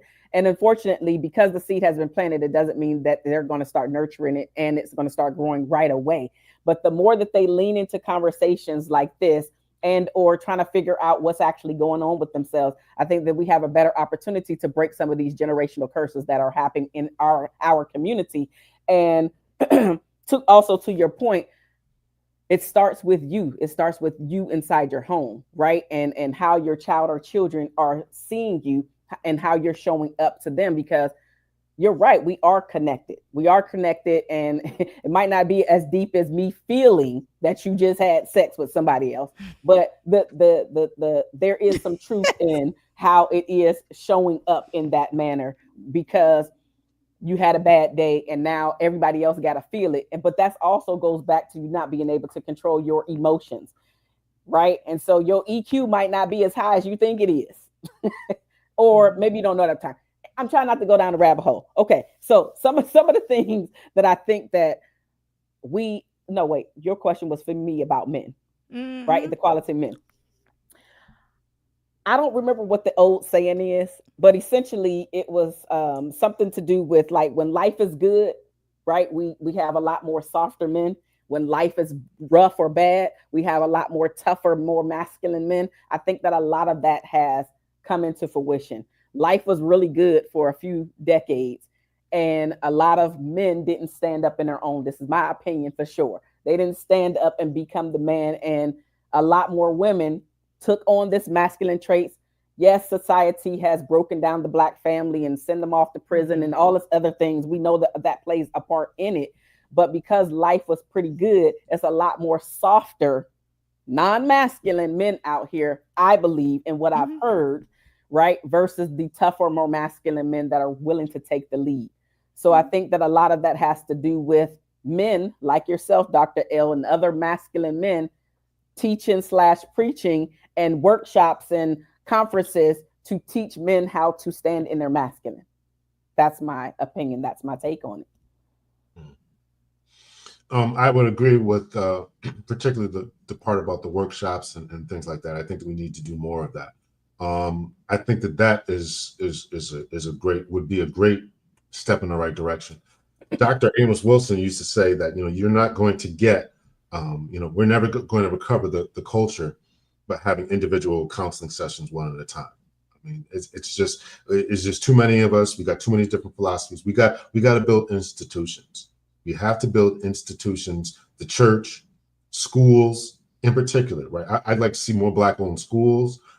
Sometimes when I interview educators, like they talk about the curriculum and this, that. I'm like, why are you guys why are you complaining about the curriculum? You're a teacher. Start your own school. I don't understand trying to get them to support us and all this. So I think we got to build our own institutions. I think we got to stop this war, this gender war about men against women and women against men. It is killing us. It is hurting us. It's driving more wedges. I don't like the celebratory tone that I think a lot of unfortunately a lot of Black women take. You know, we got more education, we got more degrees, we got this, and what are y'all doing? You guys are broke, dusty, this, that, and the other. I appreciate it. I had Dr. Diane Stewart and her book. I can't remember the name of her book, but Dr. Diane Stewart was on my show. And in her book, she talked about marriage being a Black woman's civil right. Again, the exact title of the book is escaping me. But in two different times in her book, she went through what happened to Black men. And I don't think that we have a collective memory. I'm going to do a video about, not about this, but about something different about this. We got to understand what happened to us collectively. And if we don't understand what happened to Black men collectively, their time in slavery, our time in Jim Crow, and then the time of the civil rights, what happened to us? And that created this type of man who is almost helpless.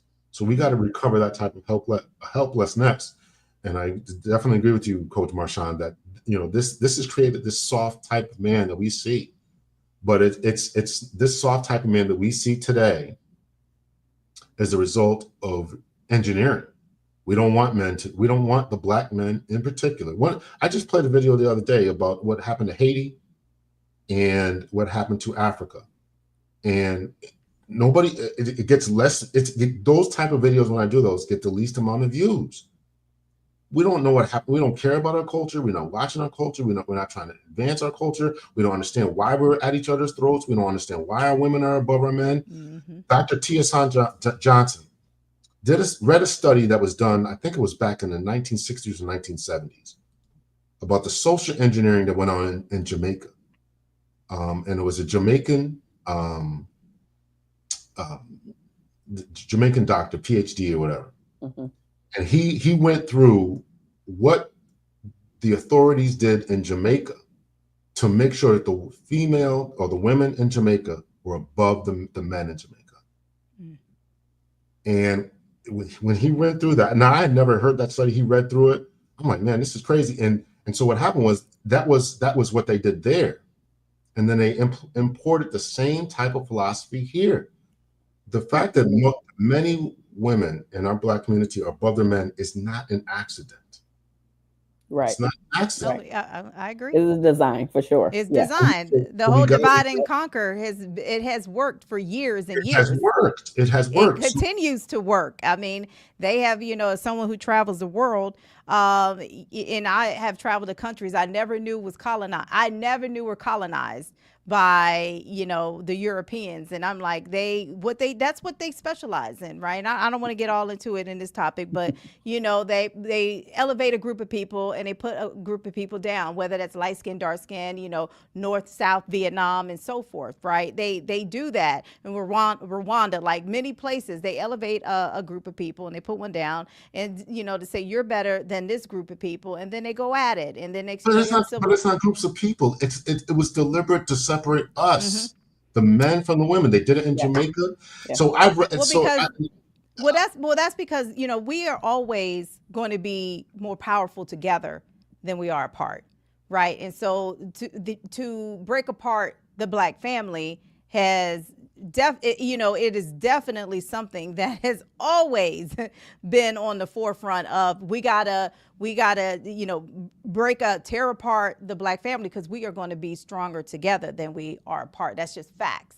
But as long as people say I don't need a man, I don't want no man, and I don't need to get married, or as a man, as the more educated he becomes, he is 3 times more, as a Black man is more educated as he becomes, he is 3 times more likely to marry outside of his race. He is 3 times more likely to marry a woman that doesn't look like me. Right. So these are all conversations that I would, hey, you want the deep sided V mindful. I could definitely go there because I do those speeches, because I think it's, the nucleus of the Black family has declined. And if we could just both realize that, y'all, we are better together than we are apart. That's just reality. So when I say that the quality of women, let me try to clarify that. I'm not saying clarify that, please. There's certainly some good black women out there. So there's certainly good women out there. Period. I'm Yes. saying that they're not wives, and I try to make that very clear. What makes That them not wives, though? If you could explain that, because please. because of everything that I was just talking about, there haven't been geared or reared towards being wives, being supportive, being able to stand by your husband. Um, I don't need a man type of mentality. I'm just going to get mine type of mentality. It's just me and my kids mentality. This has been destructive. That has been more Hmm. destructive. It's not your education. It's not your degrees. It's not your jobs. It's the mentality and the mind, not you two, but it's the mentality Oh and the yeah. mindset that says I'm going to do for me. And if it don't work for me and my kids, that's Hmm. the only thing Hmm. that matters, right? So that's what I'm saying. That a wife is one who's going to stick by her husband, and a husband is one who's going to stick by his wife. Yeah. So whatever we're looking for as far as what it's going to take for your personal relationship to work, that's great. But collectively, we gotta build a culture where we enter into these relationships, where we stay in these relationships, and that we Yeah. fulfill whatever roles we decide for our own personal household, fulfill those roles, and not talk about we don't need each other, Hmm. because we do need each other. We do. We do. We do. We do, we do, and and we see that on both sides. People saying, "I don't know." We do need each other, because, like I said, I don't care who you marry. Like I am biracial. Let me be very clear. I am biracial myself. I'm Chinese and black, right? And like I said, my parents are still married. I don't care who you marry and who you love, but I still stand strong. I have raised 3 sons. They are all grown. And I will say, like, I would love for them to choose good women, not a woman that's all in social media. Now, I think, when I say social media, I'm talking about, leading with their looks and not what they, their brains, their intelligence, their personality. They want to show a titty and an ass cheek. And I'm like, son, that's not the woman for you. It may be something good to look at, but that's not the woman that's going to, I feel like she's not going to be riding with you through the tough times if she's caring about her social media likes more than anything else, right? But That anyway. makes her not those makes those types of women not wives. They may look good, they might Yeah. want to get married, they may want husbands, but they're not wives. To your point. Okay, well, we can agree that we want our men to show up to be husbands. There's a lot of good women out here, and I know many. I know a lot of women, a lot of good black women, white women, Asian women, whatever. It's a lot of good women out here. We would like to see our men as well. We want to love and support y'all. We want to have y'all backs. I don't do any divisive content on here. We may joke, Dr. L, and we go back and forth, but we not neither one of us, the three of us, we don't do any divisive content on here, period. We don't do that, right? It's not man versus woman. It's the two, we need to come together, man, woman, whatever your relationship looks like. So no, we don't believe in separating the sexes over here, but we joke about it, right? Because we are different, right? Men behave one way, women behave another. But we women would love for more men to want to be husbands, to want to be the leader of the households. And I promise you, if that man can lead and that man got our backs and that man can choose where we want to eat, like he can make decisions, right? I promise What you, what you will what get is what a softer woman. what does leadership look like? What is leadership? Leadership looks like you not leading our house to hell. Like you're making good decisions for the household. You are putting us ahead of everybody else out there, before your friends, whatever. Like you got our best interest at heart, right? You can make good financial sound decisions, right? I'm not expecting him to be a financial banker and, a chef and this, and he can be everything, but I do expect him, if he's not strong in one area, he can be humble enough to say, V, I know you're strong in this area. Look, let's collectively come together. It's us. It's us against everybody else. That's what a woman, and I believe that's what a man wants. Like I want somebody putting me first, right? If we're married, ride for me, not ride for your mama. And I got sons, and I'm saying, yeah, and I got sons. So let me just say that very clearly. But it's us. If we're married, it's us. Coach Marshaun, to you, what does leadership look like to you? Oh, you ain't letting neither one of us go, huh? Okay, perfect. So no, some of what V said as well. Excuse me, all of what V said actually. But to add to it, it would be not only is he writing for us and being humble enough to have conversations to say that I'm weak in this area, also, can you be there for me emotionally? Yes. Can you be there for me emotionally? If I'm having a down day, a down week, a down month, Uh-oh. hell, right? How can you support me in that and not just brush me off or, well, you can take care of that or you'll get better. Do what you need to do and then come back out to the world and then still take care of all of these things, right? If I'm down in any particular moment and or area within our lives together, can you stand in the gap? Can you stand in the gap? I should be able to stand in the gap as well. I am definitely not a one, even though I coach Black women specifically, I get in their butts just like if I'm coaching a man, I get in his butt. So I'm totally equal opportunity. I'm not bashing anybody, but there are some things that we would like to see. So can you stand in the gap where I can't in this moment, or I'm just horrible at it, period? And like V said, can we have those deeper conversations instead of you feeling like you have to be this financial guru? Because we always talk about as women, we want the financial stability and the protection. I got that. But maybe he's not there financially, but you are the financial guru, if you will. Y'all just have the conversation and say, okay, well, maybe finances is your area. And over a certain dollar amount, you shouldn't just be willy-nilly. Let's have a conversation about this.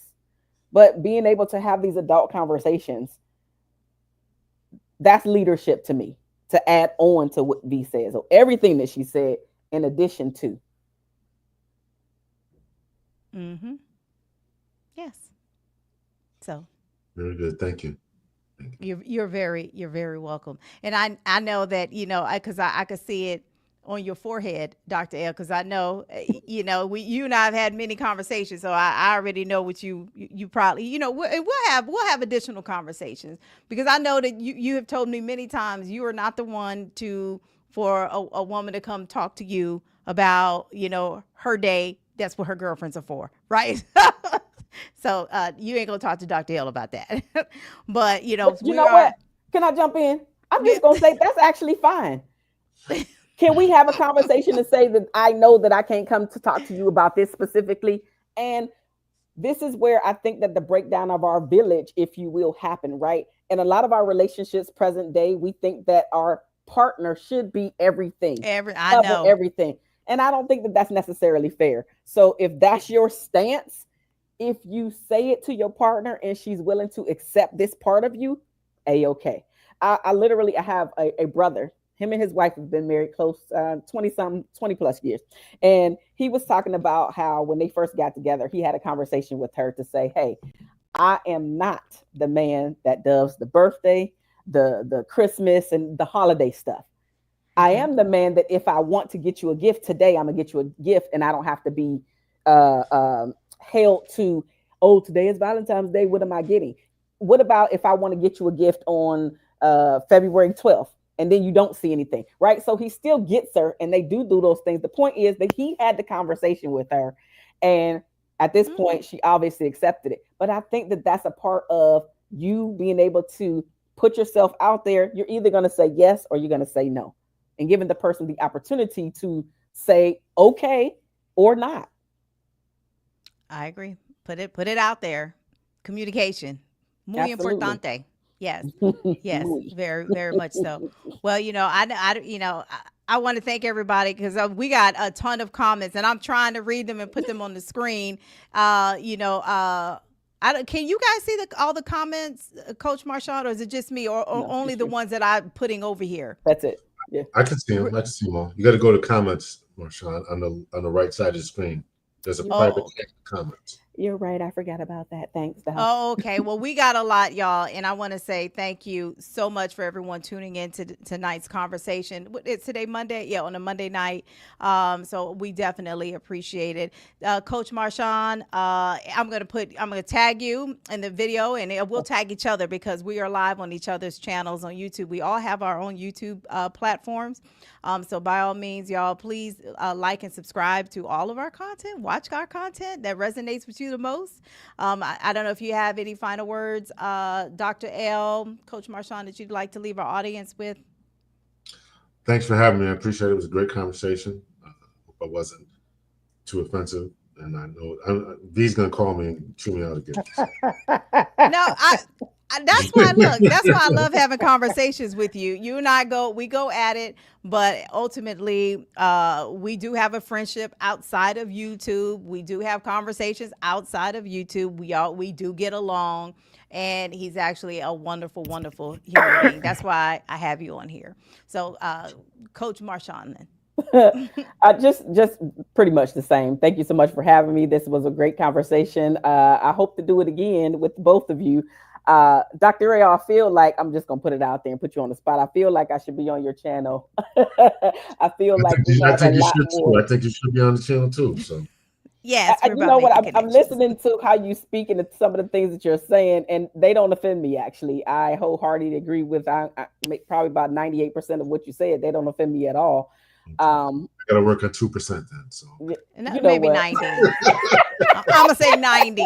Okay, Dr. L hurt my feelings in that episode of younger women, older men. Okay, he hurt my feelings, and I damn near cried. I did kind of cry. I know you felt terrible after that. I did. I almost cried. I mean, I had to pull the tears back.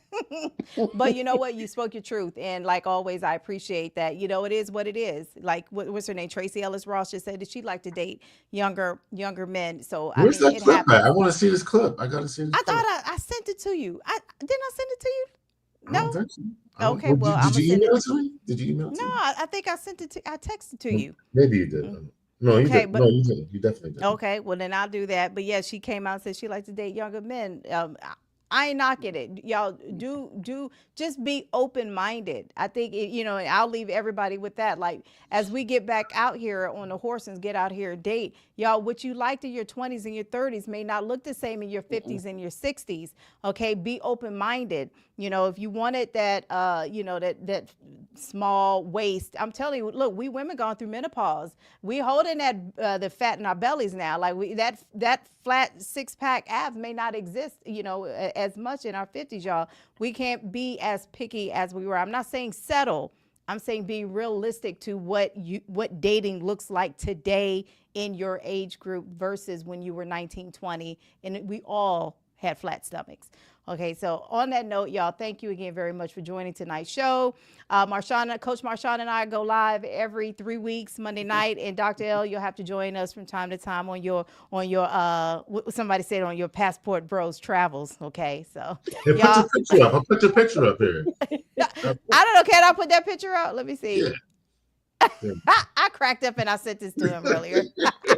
Wow. But look at the little blue pills. I said, my gosh. But thank you guys very much. Y'all, everybody have a wonderful rest of your night. And until next time, y'all, talk to you later. Bye-bye.